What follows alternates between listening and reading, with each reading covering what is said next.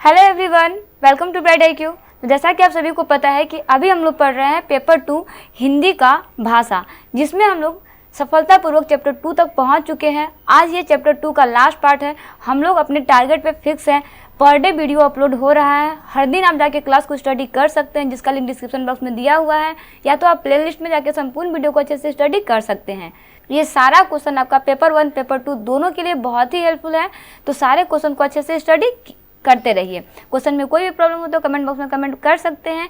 Basic सब concept भी इसमें क्लियर कराया जाएगा, बट थोड़ा सा समय के बाद, क्योंकि अभी हम लोग बेसिक चैप्टर को स्टडी कर रहे हैं। इसके बाद हम लोग उसके सारे कॉन्सेप्ट को अच्छे से स्टडी करेंगे और एक फाइनल आउटपुट हम लोग इसमें निकालेंगे। तो चलिए बिना लेट के हम लोग स्टार्ट करते हैं क्वेश्चन से। क्वेश्चन है आपका कि भाषा विषयक उपबंध किसमें किया गया है। आपके पास ऑप्शन में दिया हुआ है अनुच्छेद 120 में, अनुच्छेद 210 में, 8वीं अनुसूची में, या फिर उपर्युक्त सभी में। तो देखिए भाषा विषयक उपबंध जो है ना, वो आपका सभी में किया गया। अनुच्छेद 120 में भी, अनुच्छेद 210 में भी और 8वीं अनुसूची में भी। इसलिए करेक्ट आंसर क्या हो जाएगा, उपर्युक्त सभी। चलिए नेक्स्ट क्वेश्चन देखते हैं, जो है आपका कि सन 1955 में प्रथम राजभाषा आयोग का गठन किसकी अध्यक्षता में किया गया। ऑप्शन में दिया हुआ है बीजे खेर की अध्यक्षता में, बीजे रहमत की अध्यक्षता में, या फिर जीपी पंत की अध्यक्षता में, या फिर जीपी खेतान की अध्यक्षता में। गेस कीजिए इसका करेक्ट आंसर। तो जी हाँ, इसका करेक्ट आंसर क्या हो जाएगा कि 1955 में प्रथम राजभाषा आयोग का गठन जो है वो जीबी पंत के अध्यक्षता में किया गया है। ऑप्शन में आपके पास नेक्स्ट क्वेश्चन है आपके पास कि सन 1957 में संसदीय राजभाषा समिति का गठन किसकी अध्यक्षता में किया गया। ऑप्शन में आपके पास दिया हुआ है बीजे खेर की अध्यक्षता में, बीजे रहमत की अध्यक्षता में, जीबी पंत की अध्यक्षता में, या फिर जीबी खेतान की अध्यक्षता में। देखिए क्वेश्चन दोनों आपका सिमिलर है, इसे आपको अच्छे से याद रखने का जरूरत है। इसे आप कभी भी क्वेश्चन को मत भूलिएगा। ये दोनों क्वेश्चन आपका एग्जाम पॉइंट ऑफ व्यू से बहुत ही इंपॉर्टेंट है। चलिए तो इसका करेक्ट आंसर क्या हो जाएगा। तो जी हाँ, इसका करेक्ट आंसर क्या हो जाएगा, जीबी पंत। देखिए यहाँ पे ये गलत हो गया ना, सॉरी माफ़ कीजिएगा। इसका आंसर आपका होगा बीजे खैर की अध्यक्षता में। 1955 में जो प्रथम राजभाषा का आयोग का गठन किया गया था वो था आपका बीजे खैर की अध्यक्षता में, जबकि जब 1957 में संसदीय राजभाषा का समिति का गठन किया गया था उसकी अध्यक्षता किए थे जीबी पंत ने। चलिए नेक्स्ट क्वेश्चन देखते हैं, जो है आपका कि प्रथम राजभाषा आयोग और संसदीय राजभाषा समिति का गठन संविधान के किस अनुच्छेद के तहत किया गया था। आपके पास ऑप्शन में दिया हुआ है 343, 340, 339 या फिर 344। तो देखिए ये आपका किया गया है 344 के अनुच्छेद के तहत। नेक्स्ट क्वेश्चन है आपका कि किस अनुच्छेद में कहा गया है कि संघ का यह कर्तव्य होगा कि वह हिंदी भाषा का प्रसार बढ़ाए। ऑप्शन में आपके पास दिया हुआ है 343, 340, 351 या फिर 344। तो देखिए ऐसा आपका कहा गया है 351 अनुच्छेद में। चलिए नेक्स्ट क्वेश्चन देखते हैं, जो है आपका कि अंग्रेजी के व्योमोह से पिंड छुड़ाना स्वराज का अनिवार्य अंग है, कथन किसने कहा है या फिर किसका है। ऑप्शन में दिया हुआ है महात्मा गांधी का, सुभाष चंद्र बोस का, जवाहरलाल नेहरू का, या फिर राजगोपालाचारी का।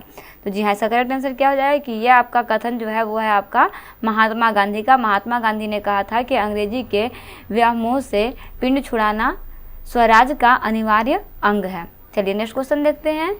नेक्स्ट क्वेश्चन है आपका कि सन 1955 में गठित प्रथम राजभाषा आयोग में सदस्यों की कुल संख्या कितनी थी। बहुत इंपॉर्टेंट और बहुत ही अच्छा क्वेश्चन है ये। ऑप्शन में आपके पास दिया हुआ है 20, 21, 22 या फिर 23। तो जी ऐसा करेक्ट आंसर क्या हो जाएगा कि उस समय जो राजभाषा सदस्यों की कुल संख्या थी वो 21 थी।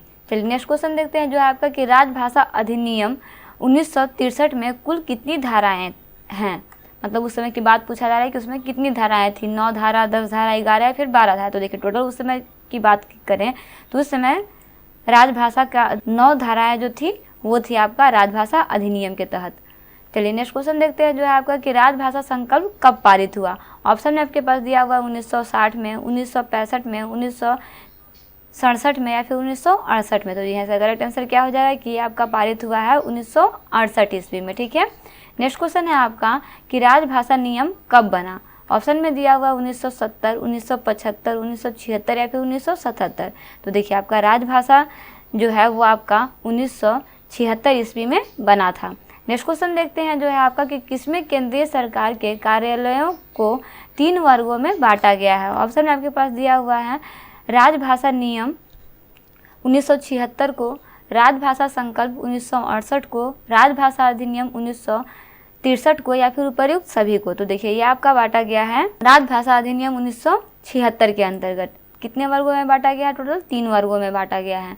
नेक्स्ट क्वेश्चन है आपका कि निम्नलिखित में से केंद्रीय सरकार के कार्यालयों का अनुप्रयुक्त विभाजन है, क्या है, कौन सा विभाजन है? क वर्ग के क्षेत्र में है, ख वर्ग के क्षेत्र में है, ग वर्ग के क्षेत्र में है, या फिर घ वर्ग के क्षेत्र में है। तो देखिए यह आपका कर्तव्य का अनुप्रयुक्त जो है वो आपका विभाजन किया गया है घ वर्ग के अंतर्गत, ठीक है, घ वर्ग के क्षेत्र में, ये आपको याद रखना है। चलिए नेक्स्ट क्वेश्चन देखते हैं। इस तरह का क्वेश्चन आपका एग्जाम में आता है, तो इस तरह के क्वेश्चन को बिल्कुल भी मिस मत कीजिएगा। अभी इस तरह से क्वेश्चन मैं आपको बहुत सारा बताने वाली हूँ।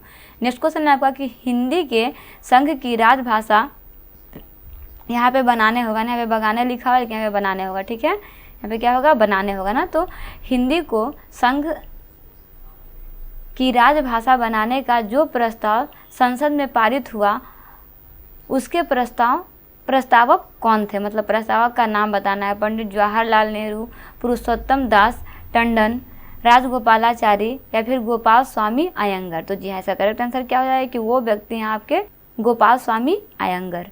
चलिए नेक्स्ट क्वेश्चन देखते हैं जो है आपका कि क वर्ग के क्षेत्र में कौन से राज्य आते हैं? ऑप्शन में दिया हुआ उत्तर प्रदेश, राजस्थान, मध्य प्रदेश और उपर्युक्त सभी। तो देखिए क वर्ग के क्षेत्र में आपका उत्तर प्रदेश भी आता है, राजस्थान भी आता है और मध्य प्रदेश भी आता है। दैट मीन्स करेक्ट आंसर क्या हो जाएगा? उपर्युक्त सभी। नेक्स्ट क्वेश्चन है आपका कि ख वर्ग के क्षेत्र में कौन सा राज्य आता है? इन सारे राज्यों को आप याद कर लीजिएगा, इसमें सब में आंसर आपका उपर्युक्त सभी होगा। ऑप्शन में दिया हुआ है पंजाब, ये भी सही है, महाराष्ट्र, ये भी सही है, गुजरात, ये भी सही है। दैट मीन्स करेक्ट आंसर क्या हो जाएगा? उपर्युक्त सभी।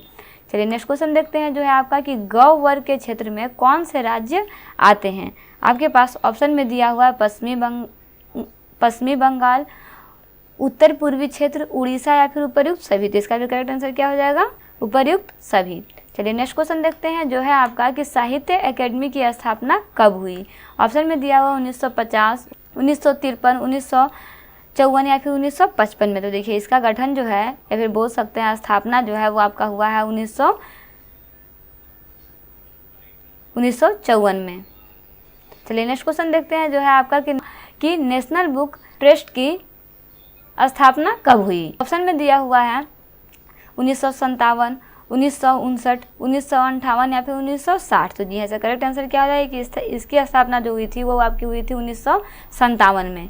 चलिए नेक्स्ट क्वेश्चन देखते हैं जो आपका कि वैज्ञानिक तथा तकनीकी शब्दावली आयोग की स्थापना कब हुई? ऑप्शन में दिया 1950, 1961, 1970 या फिर 1975 में। तो जी ऐसा करेक्ट आंसर क्या हो जाएगा कि इसकी स्थापना जो थी वो आपका हुई थी 1961 में। नेक्स्ट क्वेश्चन है आपका कि केंद्रीय हिंदी निदेशालय की स्थापना कब हुई? ऑप्शन में आपके पास दिया हुआ 1950, 1955, 1960 या फिर 1970।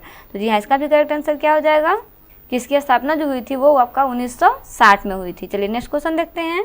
तो नेक्स्ट क्वेश्चन है आपका कि केंद्रीय अनुवाद ब्यूरो की स्थापना कब हुई? आपके पास ऑप्शन में दिया हुआ 1975 में, 1976 में, 1971 में या फिर 1980 में। तो देखिए केंद्रीय अनुवाद ब्यूरो की स्थापना जो है वो आपका हुआ था 1971 ईस्वी में, ठीक है। चलिए नेक्स्ट क्वेश्चन देखते हैं जो है आपका कि राजभाषा विभाग की स्थापना कब हुई?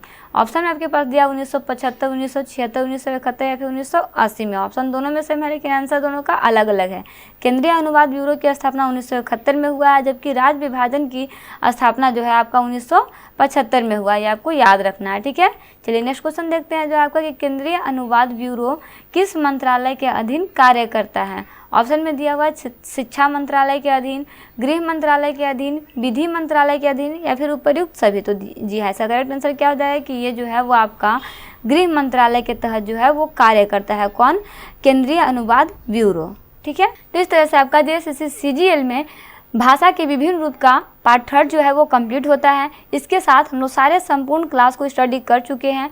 अभी तक हम लोग टोटल 2 चैप्टर को स्टडी कर चुके हैं। ये सारा आपका शिवांगन पब्लिकेशन के बुक से कवर किया गया है। सारा क्वेश्चन आपका एग्जाम पॉइंट ऑफ व्यू से बहुत ही इंपॉर्टेंट है। भले ही ये आपका सारा क्वेश्चन पेपर 2 का है, लेकिन ये आपका पेपर 1 में भी बहुत ही ज़्यादा यूजफुल होने वाला है। तो सारे कंटेंट को अच्छे से स्टडी करते रहिए। बेसिक कॉन्सेप्ट हम लोग नेक्स्ट चैप्टर से पढ़ने वाले हैं जो है आपका हिंदी का शब्द भंडार। इसमें हम लोग बहुत सारे शब्द को स्टडी करेंगे, साथ ही साथ उससे रिलेटेड सारे क्वेश्चन को स्टडी करेंगे। तो लिंक डिस्क्रिप्शन बॉक्स में दिया हुआ है। चैप्टर 1 और चैप्टर 2 दोनों को जाके अच्छे से स्टडी कर लीजिए। मिलते हैं नेक्स्ट वीडियो में एक इंपॉर्टेंट टॉपिक यानी चैप्टर 3 के साथ। Thanks for watching. Like, share and subscribe. Bright IQ.